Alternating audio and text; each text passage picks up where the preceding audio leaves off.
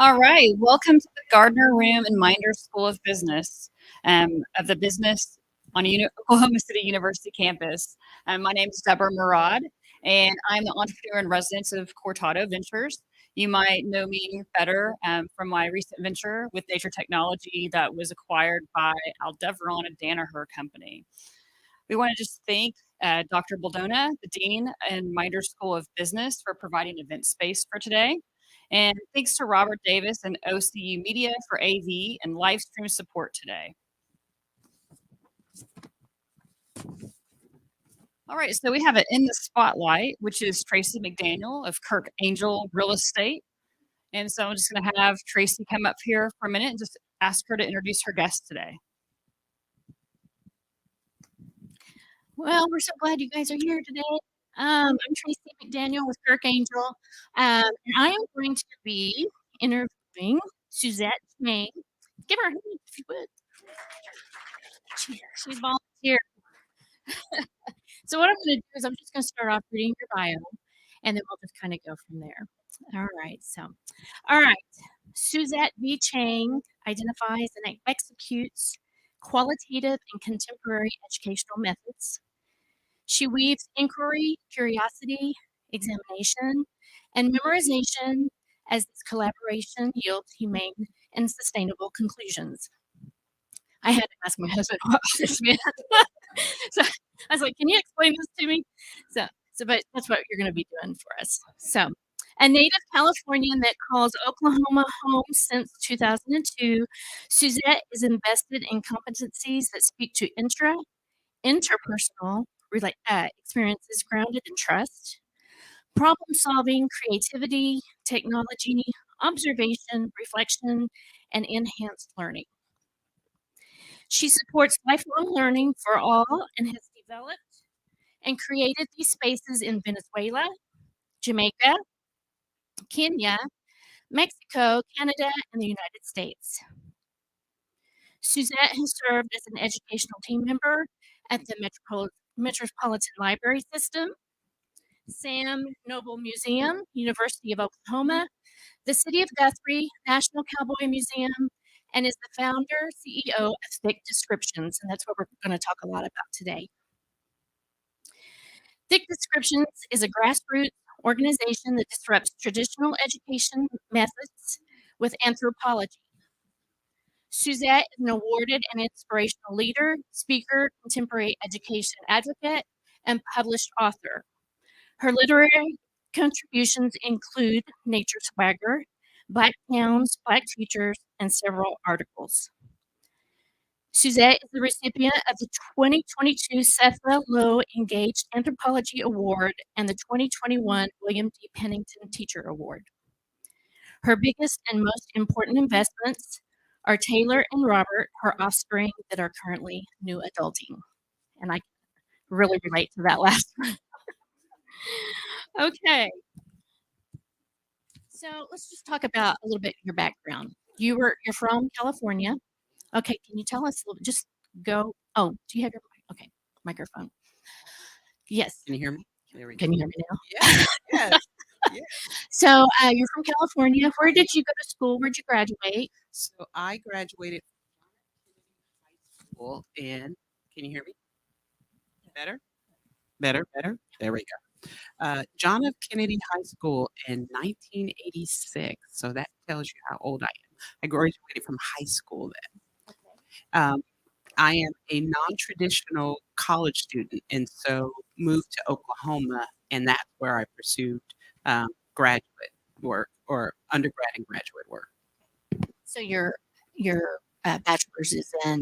So my bachelor's is in American Studies and Anthropology, and then I have two masters, one in Library Sciences and Museums, and the other one in Anthropology. Okay, all right. What have you done between what you're doing now and when you graduated? Wow. Met a lot of human beings. Yes. Saw a lot of opportunities to do things differently. Encourage people to step back and look at what we're doing and really examine and think, is this working? And more so here in the United States, a lot of reflection doesn't consistently happen. It's more of we've always done it this way, so let's just keep doing it regardless if it works or not. So comparing the United States to Mhm. other countries that you've implemented your programs in, Mhm. how do we compare? So the United States collectively, we are very interested and intentional on providing quality education. Our execution, we still have some work to do. When it comes to other countries, it's the complete opposite, meaning very invested in education and very committed to education, very, very committed to the point that um, we can definitely learn some valuable lessons from them. All right. You brought some pictures today. I did. All right, we're going to pass these around just to go through the table. Is Yes. that right? Yes. So, Santa, would you do me a favor? Would you come up and get these pictures? And we're just going to kind of share them, pass them from table to table. Yes. But as we do that, Suzette is going to talk about the people that inspired her, who were her mentors during, who's the people that have made you who you are today. So, and yes, I'm sorry, I meant to say that. The glass comes off. It's okay. So I purposely brought pictures of two humans that are very, very special to me. Both of them are on my paternal side, so my father and my grandmother. Both are physically no longer here, but always with me. And I purposely brought those pictures because I want everyone to look more so at my grandmother and tell me what you see. You want them to answer that? Yes, please. Oh, Sorry. okay. Whoever's seen the picture, she wants you to answer that now. What do you see? What do you see?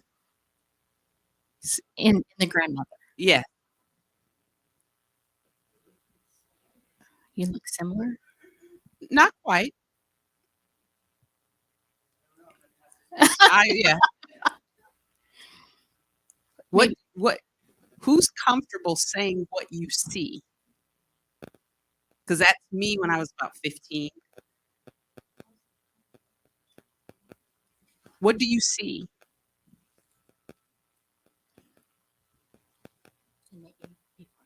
I think so. I said maybe people are afraid to say what they see. Well, I suppose it depends on what description you want. She looks like a vibrant woman who is proud. Yes. She has made her own clothing. Okay. Things. Okay. And what is her skin color? She's lighter than Very much lighter than me. How much lighter would you say she is? How, if people saw her, what would they call her? White. So you're getting into it quickly. Oh, most definitely.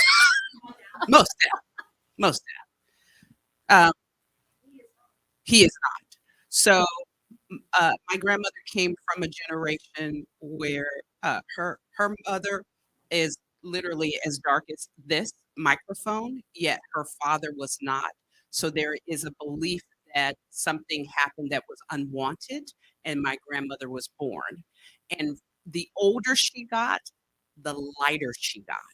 And so if you could imagine she and I in the grocery store and what people thought, she always identified as a certain ethnicity, but what she looked like and what she identified, completely different. Okay. So it's not just professional, it's personal. Mm-hmm. So describe, if you would, what thick descriptions is. So the organization disrupts traditional educational methods with anthropology. The meaning of thick descriptions means that everything and everyone can be defined in a thick and descriptive way. So another, and I'm sorry, I'm kind of going off script. What is my name? Suzette Chang. So if you were not to see me, what do you think I would look like? Asian. Again, we're starting in addressing elephants in the room. So when I walk into a room, and I'm purposely using myself as an example, I have a French first name, an Asian last name, and I look African American. And some people would even push it to go further and say when they hear me on the phone, they think I'm white. I'm not the only one that's thick in description.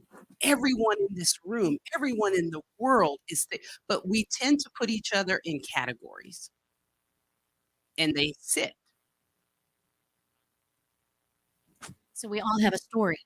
Every last one of us. Mhm. What connects all of us is that we're human.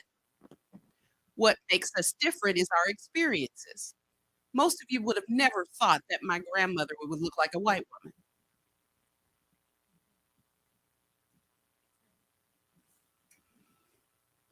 Okay, be thinking about your questions.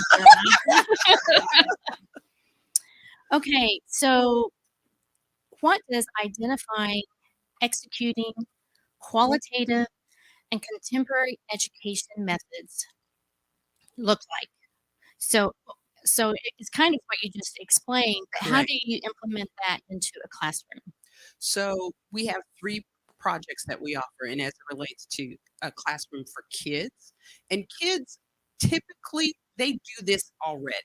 It's when we get older that we start getting in this very gray and complicated area. But as it relates to kids, is helping them and reminding them to be comfortable to do what we just did. Because it's the truth. It's not so gender, class, ethnicity, all of those are social constructs. And I think for census purposes, we kind of need to know how many women are in a certain area, how many African American. I get that. Then what? And so as it relates to our STEAM projects, and for us, the A is a capital A, and that's anthropology. We really dive into culture, helping the kids to understand not only their history, but how is it impacting what's happening today. And we do it in a fun way. Perfect example, one of our themes is aviation. And one year we took kids to Calabaster Caverns. Most kids in Oklahoma had no idea that there are bats here in Oklahoma. They had no idea there were caves here in Oklahoma. And they didn't connect aviation to bats. So that's I know that with my son, he's very. I'm much more conservative than he is. So some of his ideas, he's teaching me a lot, and I want to learn. Mhm. And I always start off my conversation with, if I say something that's offensive, I don't know I'm saying it. So please tell me if I'm saying something that I shouldn't be saying. But I think we have to have those conversations so we can learn more about each other, Agreed. and be okay to say, okay, you shouldn't be saying that, mom. Right, Don't say it that way, right, because it sounds like that you're saying something's wrong with someone. If you right. say it, and I didn't even know, I'll be asking a question and he'll be going, you can't say that. And I'm like, okay, so what am I supposed to say? Because we don't want to hurt people's feelings. We don't Right. want to offend people. But how will you know? Right. Unless we sit down and talk about it. Right. So we have to have hard conversations and be willing to be, you know, corrected if we need to be corrected. Right. So that's a And, little. and so I want to add one more layer. Did you all know that Oklahoma was ranked as the most polite state in the country? No. Bingo! And so how does, and I'm purposely positioning this as a question, how does politeness impact equity and inclusion? Because we're already diverse. Politeness is connected to religion. We are part of the Bible Belt. And so not negating that, just saying, then what?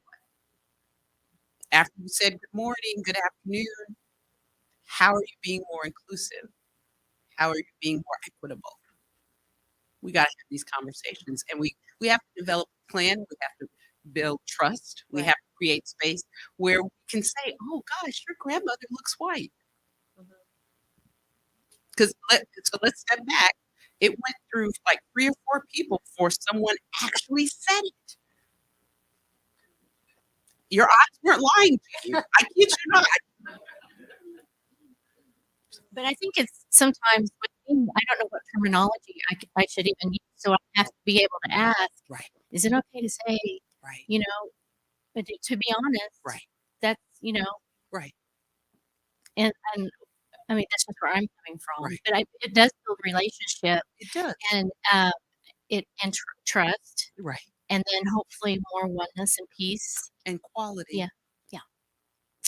Okay. How much time do we have? Are we couple of minutes? Okay. There was something that I was interested in.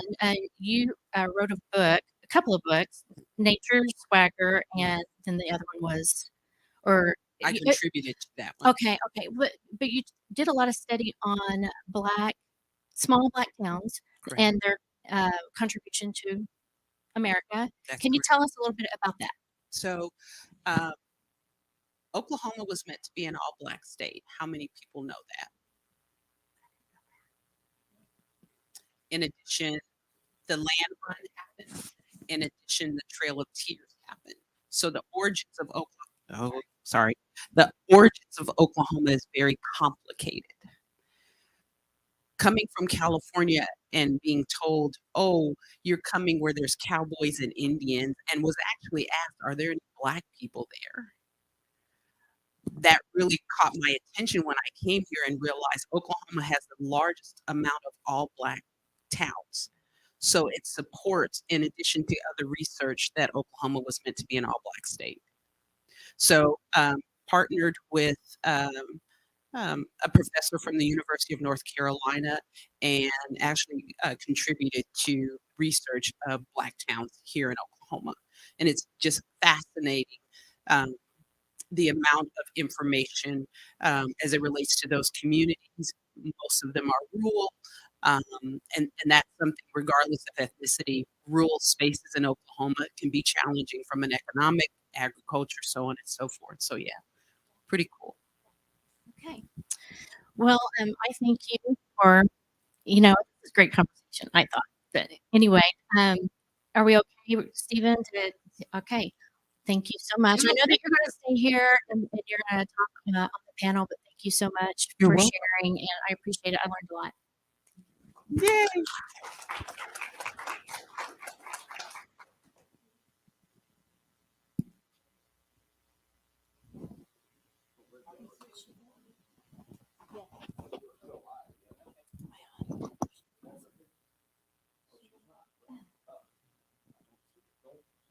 We can take it. And aren't you coming up too? Yes? Yes? I sure will. Can you Okay. hear me? Is my mic on? No? Okay, how's that? Better? Great. Well, we've already met Ms. Suzette Chang. Thank you Yes. for being here. You're We're welcome. also going to welcome Amy Curran with Generation Citizen and Brittany Carter Thomas with City. Yes. Thank you Yes. for joining us. We're excited. Yes, we are. All right. Good afternoon. Good afternoon. Good Well, I'm afternoon. Sarah Lynn Sedora. I'm the Director of Strategic Planning and Partnerships with Oklahoma City Public Schools. That sounds really broad, but in short, what I focus on is bringing partnerships to our schools and to our districts that can really elevate our student and family experience with the district. So making sure that we are giving students everything they need for the best educational experience, but also supporting their families and helping bridge any gaps that the family is facing, because that could be the heart of any challenges the students facing during the day. We want them in the building, we want them well fed, good night's sleep, but what can we do also to help their family? So I focus a lot on what those partnerships look like, and we could not do the work we do without amazing organizations such as these three. I do want to take a quick second, though, before we dive into the question and talking about our just civil rights in general, which you've kind of just briefly touched on related to diversity, but we can't go without recognizing that today is Miss Clara Luper Day. It is her 100th birthday and the first official Clara Luper Day in Oklahoma City. So it's a really exciting time for us. Yeah. The other thing that helps this conversation be so timely, I think, is, for those of you that don't know, May is Teacher Appreciation Month. And the reason organizations such as yours are so important in our classrooms is because our teachers are doing everything they can we want to, again, just amplify the work that they're doing in the classroom. So if you have students, if you have a family member, please make sure you're thanking those teachers this week, giving them the extra hand, passing them a note. So we're going to take a few minutes to introduce everybody. Suzette, you spent a little bit of time introducing yourself. Was there Yes. anything you wanted to add to that bio introduction? No. Okay. Well, all right. We will go right ahead over to Miss Brittany then. Yes. Well, good afternoon. My name is Brittany Carter Thomas. As I stated earlier, I'm the founder and executive director of Freedom City, born and raised in Oklahoma, and then was able to leave and go to law school in Atlanta. Got married and moved to Miami, and then felt called to come back here in June of 2019. So I've been back for 4 years and able to do this good work. Great. And Amy? Yeah, my name is Amy Curran. I am the executive director for Oklahoma Generation Citizen, and it's a pleasure to meet you, Suzette, and to be here with Brittany. And anyway, Generation Citizen, our focus is really empowering student voice. We do that through curriculum and professional development for teachers in the government space. So in Oklahoma City specifically, we're in government classrooms. We have a vision, and it speaks a lot to, I think, what Suzette said, that we believe deeply that if students are prepared and inspired to be leaders in their community, that they will lead us into a space of a more inclusive and equitable democracy. So that's what we do in our partnership with the Oklahoma City Public Schools. Thank you. All of these organizations partner in different ways, which I think is just a blessing. I heard the statement yesterday, diversity is a fact, and that's just another factor in diversity.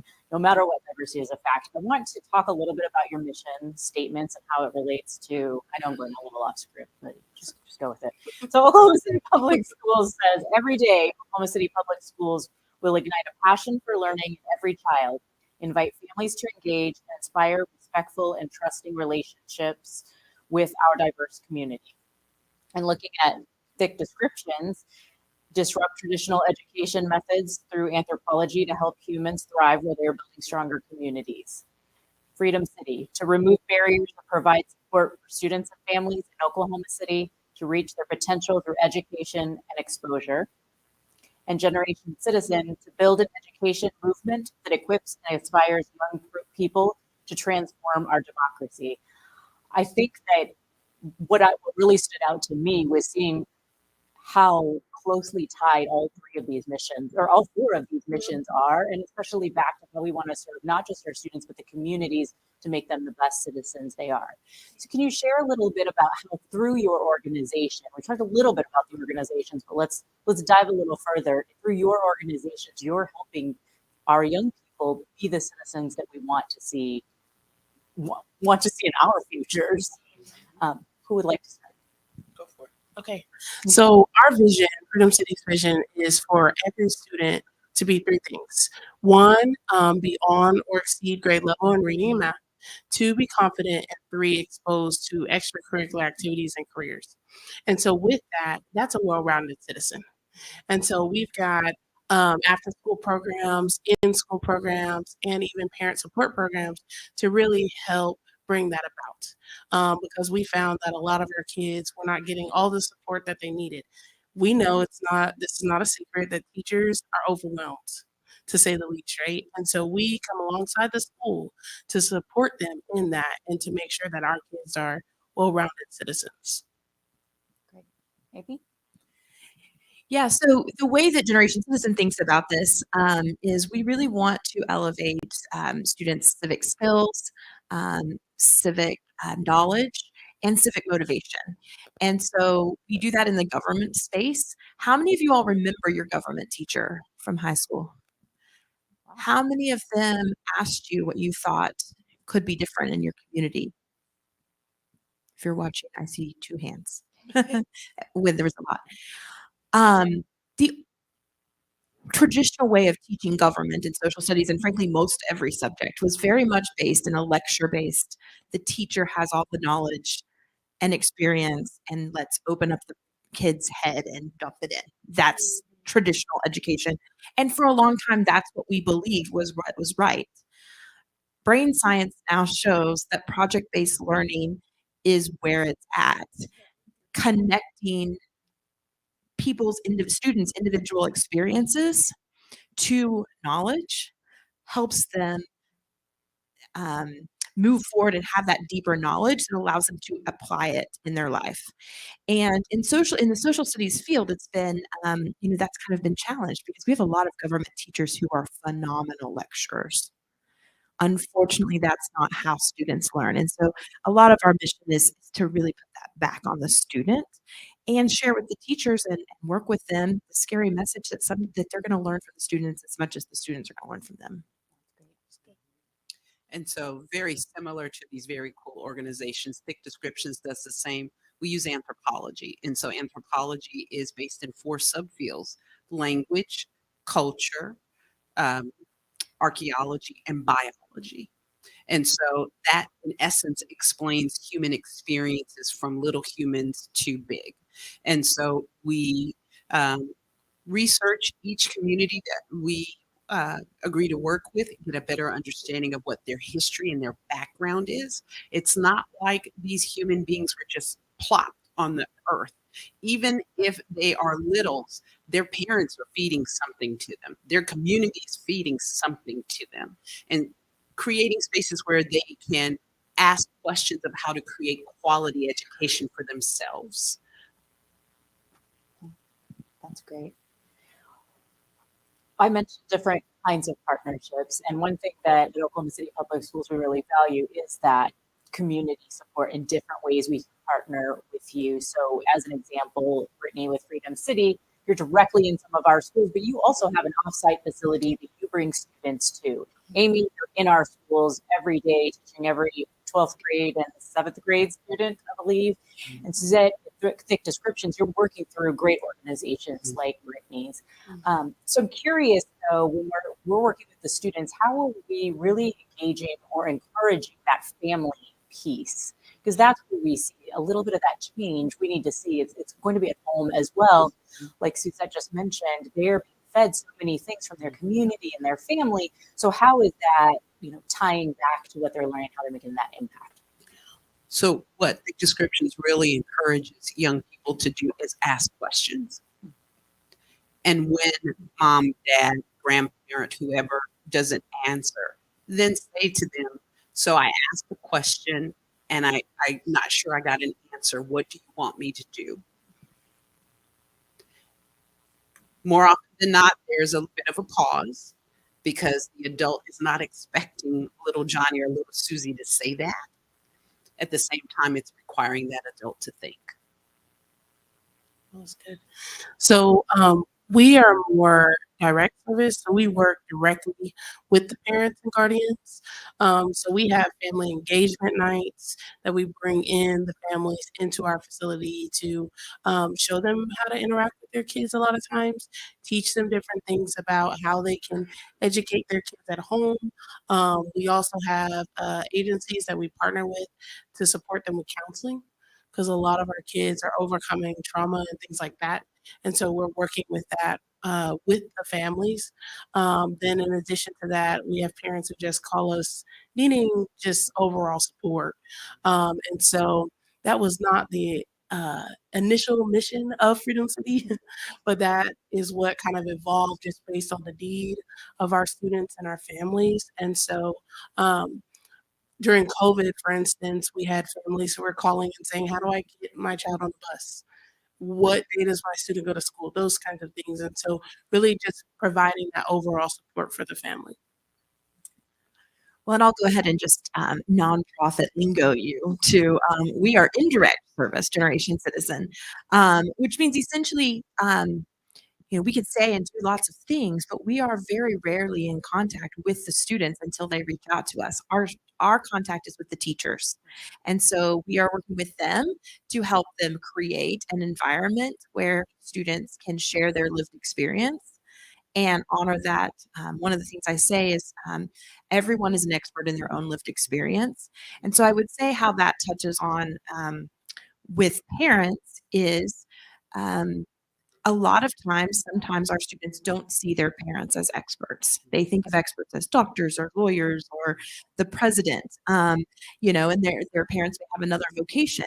But when they're looking at issues in the community that they really care about, there was one instance where a project was working on bus safety, and they were trying to figure out, they knew something wasn't safe with a student sitting on on a cooler in the aisle, but they were looking for an expert. They go around the room, a student raises her hand. She said, my dad drives a truck and has his commercial driver's license. I wonder what he would know about this. And she was able to go and talk with her dad and figure that out, bring him into the classroom. So, I mean, that's maybe a stretch, but with indirect service, that's kind of an example of how parents might be involved. No, I love that example because what we want is to encourage our students to think differently than maybe they're used to thinking, and their parents are an expert in something. Their parents want to serve them. We know that the families want their students to be successful. And so encouraging them to ask the questions, giving them a safe space to ask questions, not just the students, but the family, is so important to how they're going to cultivate into our future, ultimately. So I think that's a great example, Amy. Thank you for sharing that.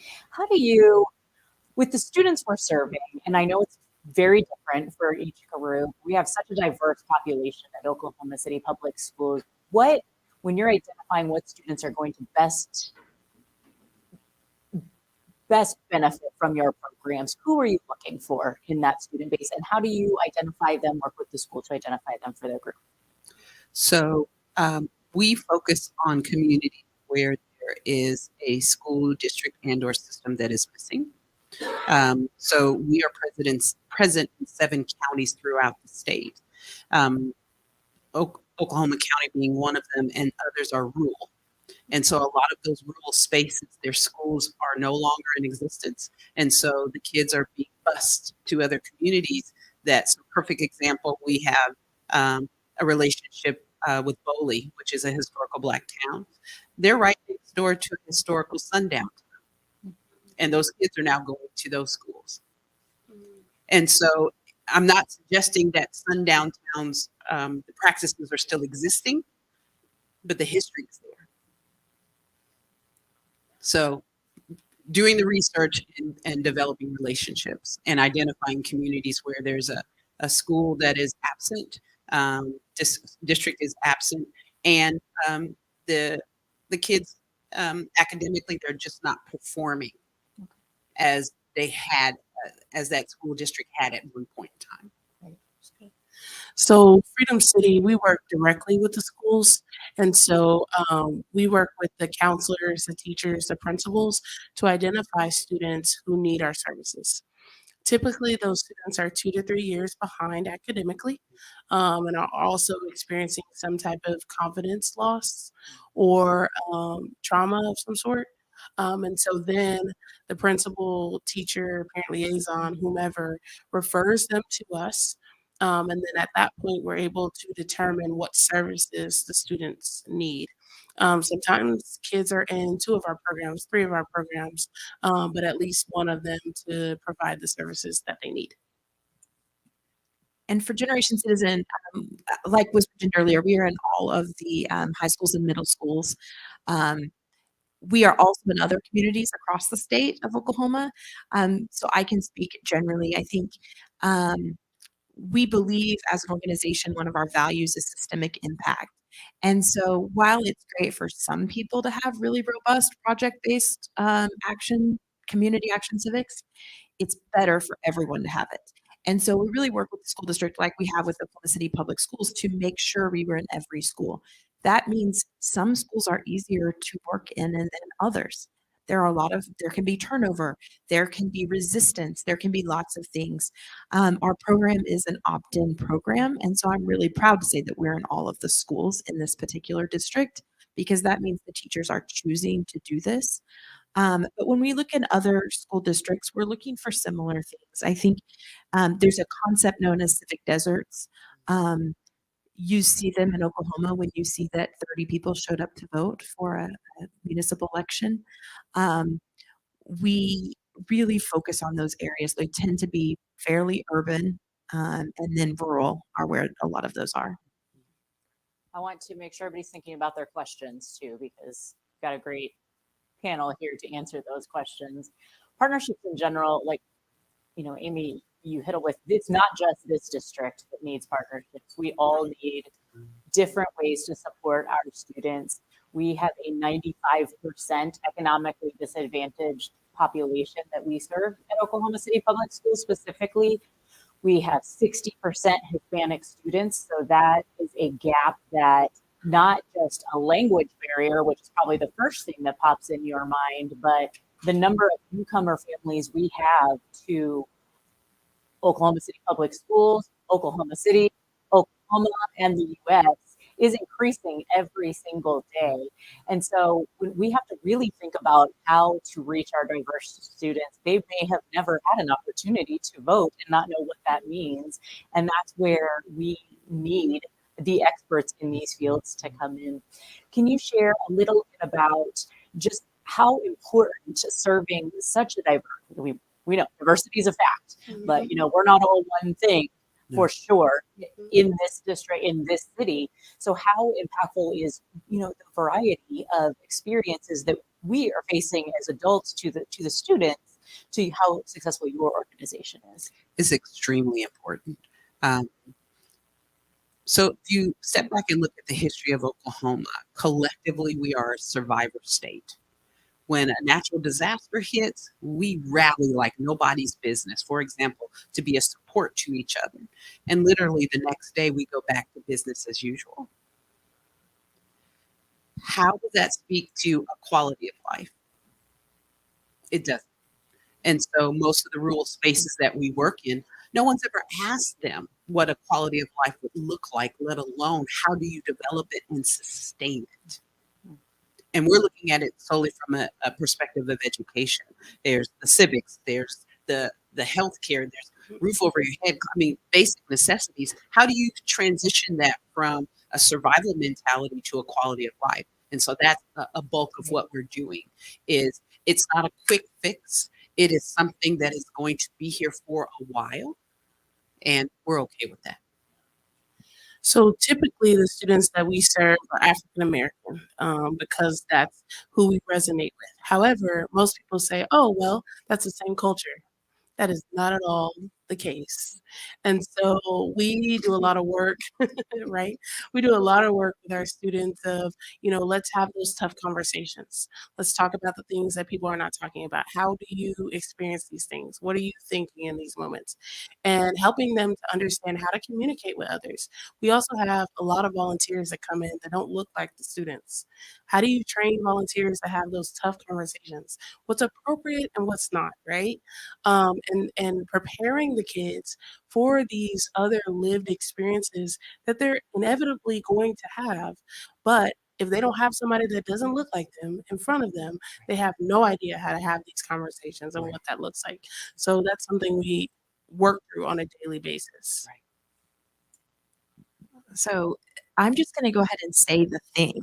I started with Generation Citizen 6.5 years ago, and civics education was not nearly the hot topic that it is right now, for all the reasons that we know. How that plays into the diversity of the students and their families and their communities is I have the opportunity and the privilege to watch these classes solve community issues to create those sustainable communities and lives that they want. And I assure you, they are not talking about the hot topics that people are concerned they're talking about. They just aren't. And I think that's one of the largest misconceptions about the work that I do, but also civic education in general. Our students are just really eager to make a place in the world where they can be their true selves. And it really doesn't matter which school district they're in, which state they're in. It looks different in those different areas. But the ultimate goal for the students is to find a way to be seen and heard in their community. And so I think that's the gift of what I do. It's the misconception of what we do. And it's just something to remember, um, when we hear the conversations that happen.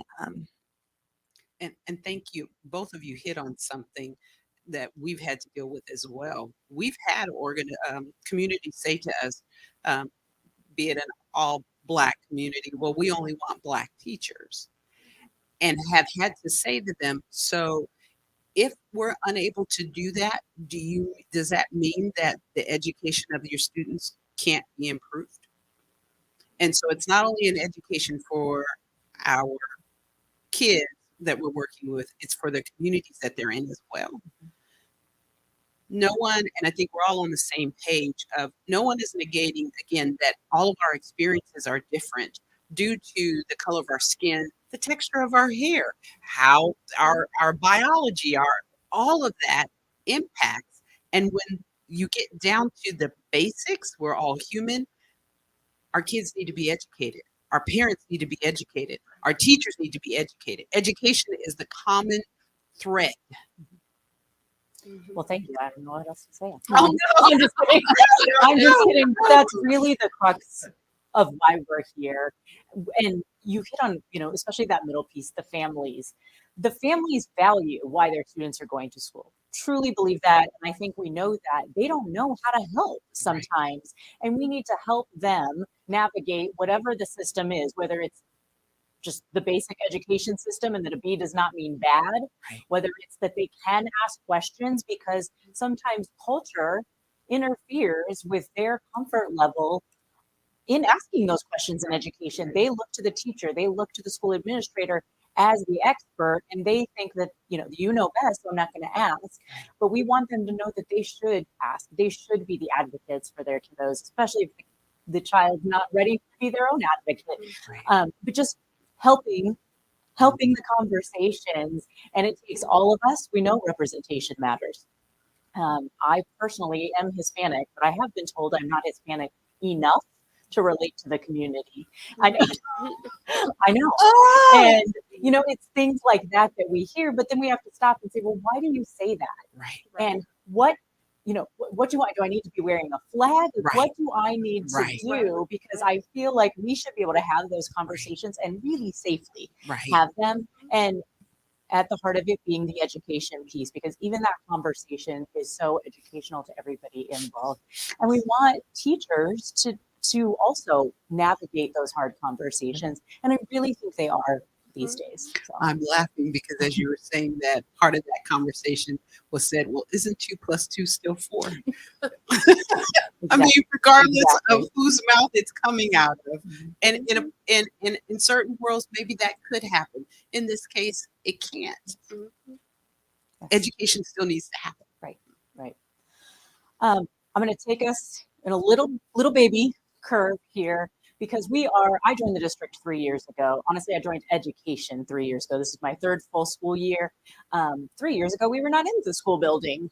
2 years ago, we were only kind of in the school building. So this has really been my first full school year, and I'm really blessed to be able to help our schools in the way that I do.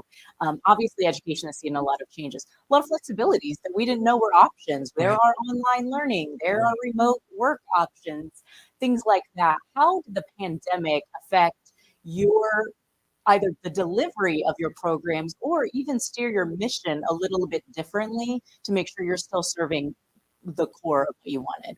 So for us, the first year that it hit, one of our major funders informed us that either we had to do it face-to-face or they would not fund us. And so we had to make that hard decision in the community that we were serving. And to be fair, not just Oklahoma, not just the United States, around the world, that first year, information was coming. Like, it felt like almost every other day there was something that was shifting.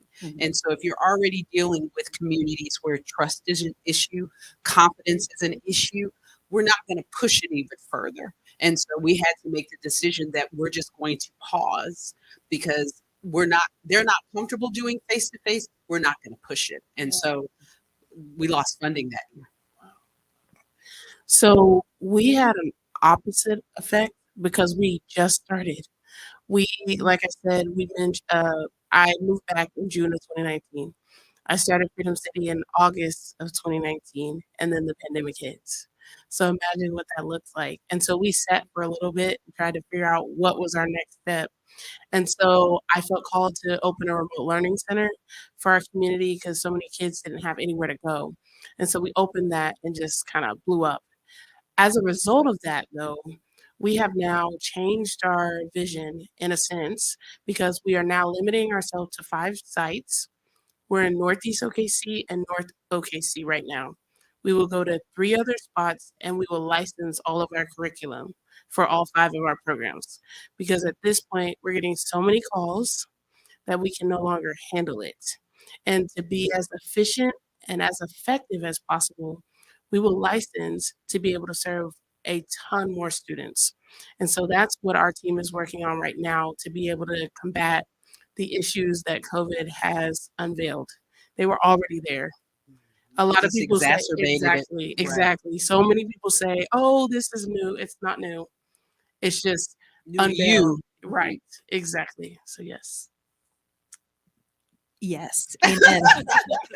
I don't even know where to start. I would say I don't think we've completely identified where like we are going to be ultimately post COVID. Again, we're in direct service working with teachers, and so we're kind of moving at the necessity and need of the teachers, and it it involves slowing down because the technology piece wasn't there. Um, then it's just a learning curve with the technology, and then it's the fact that I've rarely met a teacher, if ever, I can't think of one off the top of my head, that doesn't want to be in human space with students. And so that was just really hard for them. And there was a lot of like emotion that came with that. So I would say for Generation Citizen, we're still figuring it out. I do think to the point that has been made, we figured out now some positive ways to do remote work to expand the work that way. But we will always at the core honor that physical space that students and teachers have together to learn most effectively. It was really interesting coming back from the pandemic fully this year, how many teachers were so excited to get to see the kiddos, to get to be back in just their space, and that's their home for many hours of the day. So I think everybody is glad to be back to some normal. Being in a room like this, you know, I like people, so I am thrilled we can be here. I'm gonna ask one more question, but I want everybody to be thinking and then kind of do a wrap up. I'm leaving extra time, going a little off script because I know there's great questions. The funding question. So tell us a little bit about how you're funded and maybe too, even out of the pandemic. I mean, Suzette, you hit on it right away, just how some of your funding has changed, but any like, especially the positive aspects, you know, we've come out of the pandemic, you were funded in one way, maybe that's opened a door, maybe not, but share with us a little bit about how you're funded. So Thick Descriptions is funded. We have a diverse funding pool, and if any organization here wants to be a part of that, let's talk. So we are looking at being funded federally. We are funded through a few foundations. We do fundraisers. So yeah. So we're also very diverse. We've got state and federal government funding. We have private foundations, corporate sponsors, churches, things like that. With our licensing, we're also going to develop our own revenue stream.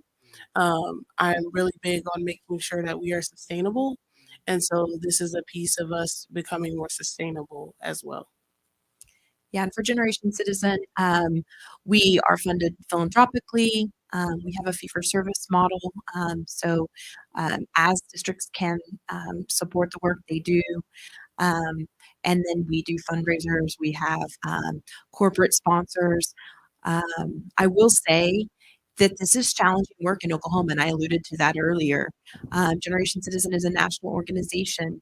It looks different in states that are nervous about what's happening in classrooms. Right. And the more that has been elevated, it has impacted our teachers.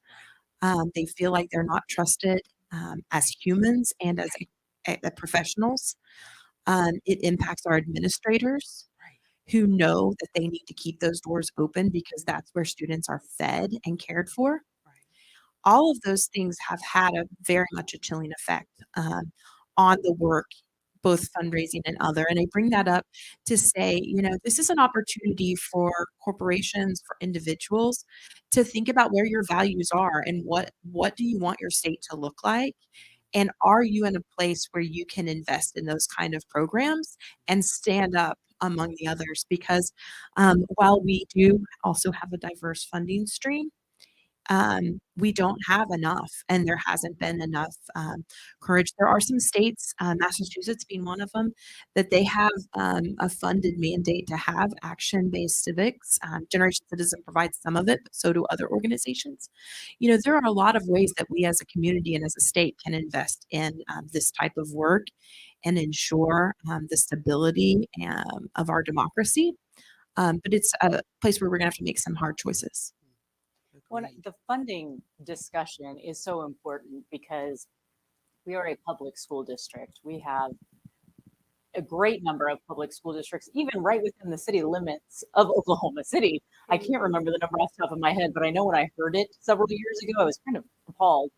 But there is never enough funding. And we are working at some of the basics, right? Like, let's get the kiddos in school. Let's make sure they're fed. Let's make sure they're getting some of the base education we need them with as much fun and project-based learning as we can get. But then what? How do we fill some of that gap? We need a Generation Citizen, a Freedom City, a Thick Descriptions to give our students that really broad experience. We don't want them to wait until they're 30 and go out into the world post college to experience some of life. We want them to see that now so that they know how to live and experience that later, so that they know what they're getting into. So I think the funding part is so important in how everybody's funded. Yes, we all have different ways to be funded, even in public education. Our district is highly funded by Title I. Every single school receives Title I funds due to the number of economically disadvantaged students we serve. I get asked pretty often, send us to a school that has the most free and reduced meals or the most Title I, or which school doesn't get that funding. Not everybody knows this, but no student in Oklahoma City Public Schools gets charged for breakfast, lunch, or snack, and occasionally dinner. Because we have such a high percentage, we have something called the community eligibility provision that allows us to provide free meals for all of our students. That makes Oklahoma City Public Schools, I'm sure I'm going to say this wrong, but essentially one of the largest operating restaurant type operations in the state. We serve 55,000 meals a day. Even that can't be done without some partners. For instance, during the pandemic, we took our buses and went and delivered those because, like Amy said, that's where they're getting fed. And if they're not coming to school, what are we missing? So I think funding and being aware of where funding is coming from is just a really important piece. I wanted to say one more piece about that.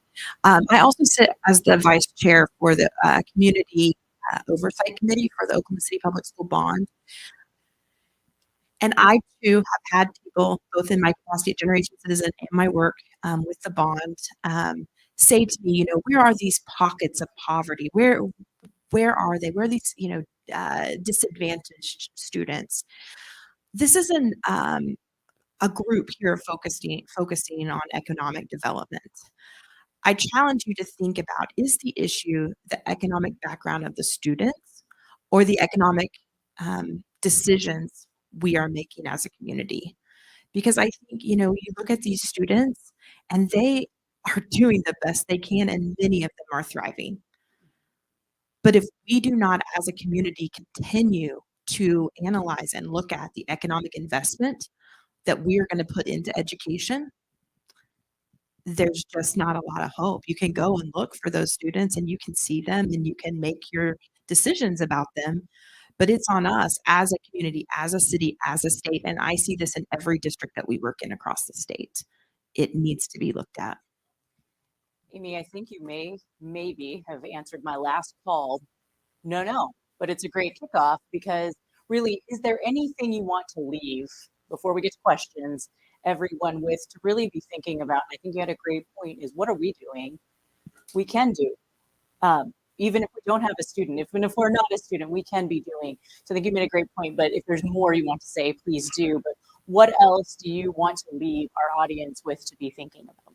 Yeah, to Amy's point, get involved, right? Whether that be volunteer, whether that be go vote, whether that be, you know, if you're a parent, get involved in your child's classroom, whatever that might be. I'm telling you, we just need help if we're honest, right? We have 75 plus volunteers, and that's still not even close to enough.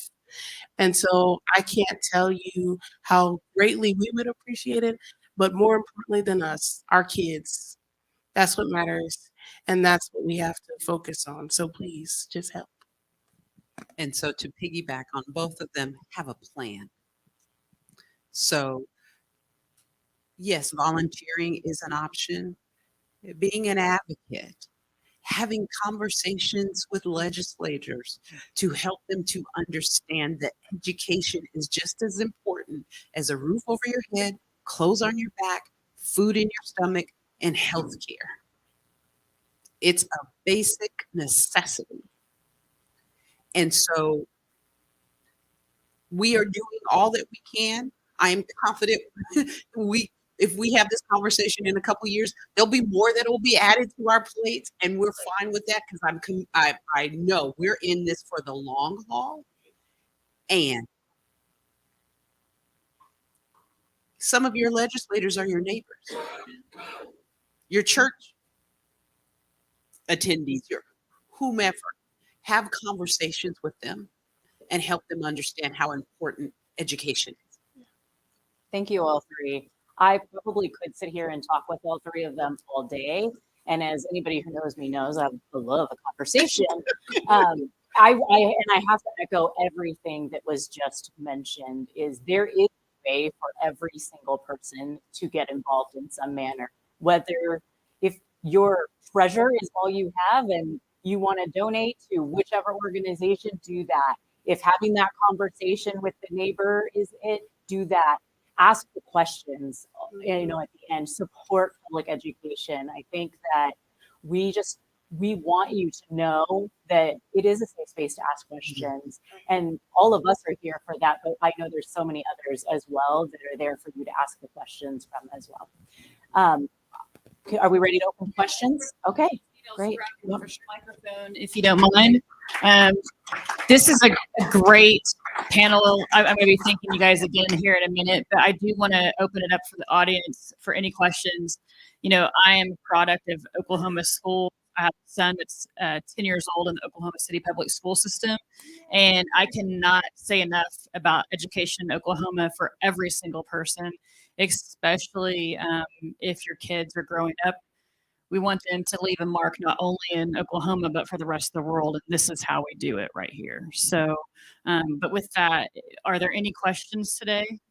This is a great time to ask some questions. Your question? And first of all, I want to say that I'm glad that to hear educators talk about preparing citizens and members of our community and not just employees. I worked at the Department of Commerce for 30 plus years, did a lot of workforce development stuff. And I've heard a lot over the years of the product of schools are our employee pipeline. Mm-hmm. And while I understand what they're talking about, employees are not the whole product that we are producing through our school system. So first, I believe that. Second, I want to ask each of you, Amy, address more than anybody else would think, but this is the Oklahoma City Economic Roundtable. So, what is the importance of what you all are doing the economics of Oklahoma? Can you tie that in, especially for our listeners on? So really, I'm going to get this microphone back to you, Amy, so you can chime in as well, so I don't have to answer the question. But this is a lot about the education and economics and how this ties together. So I'll go ahead and open it up to the panel.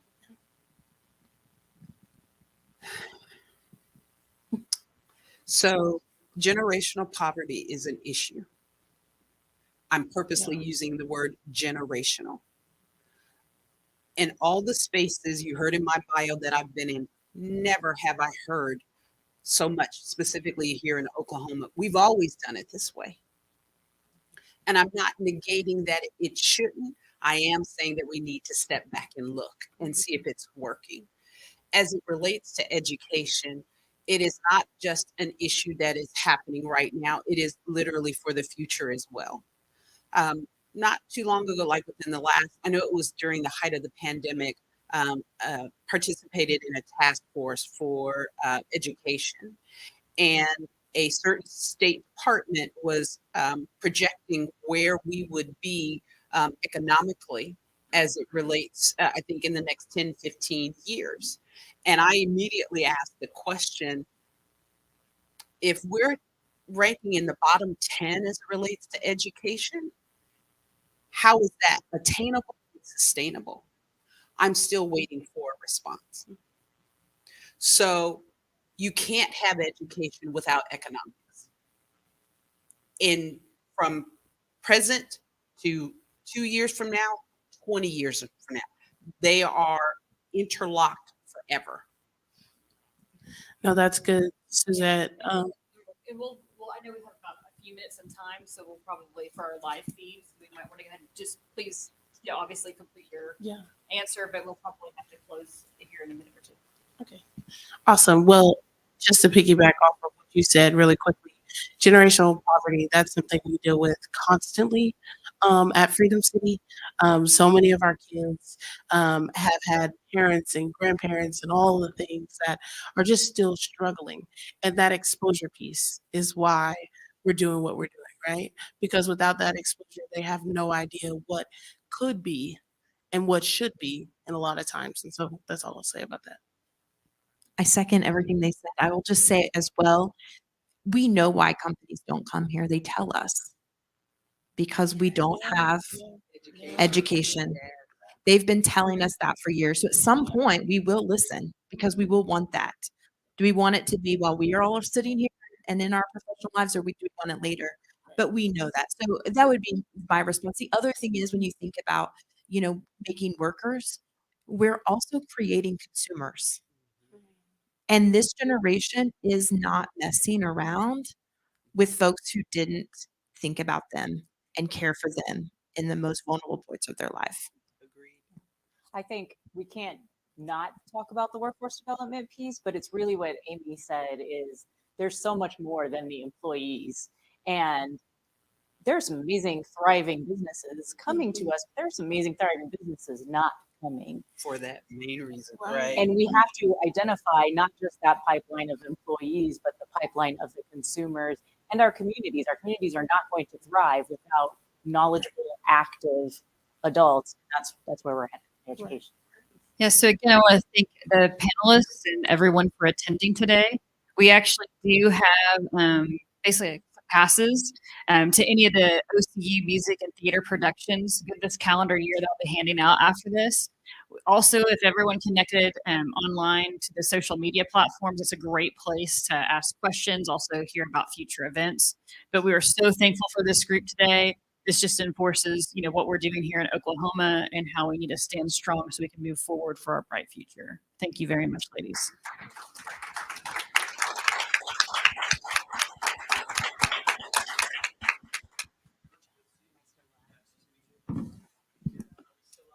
No, we're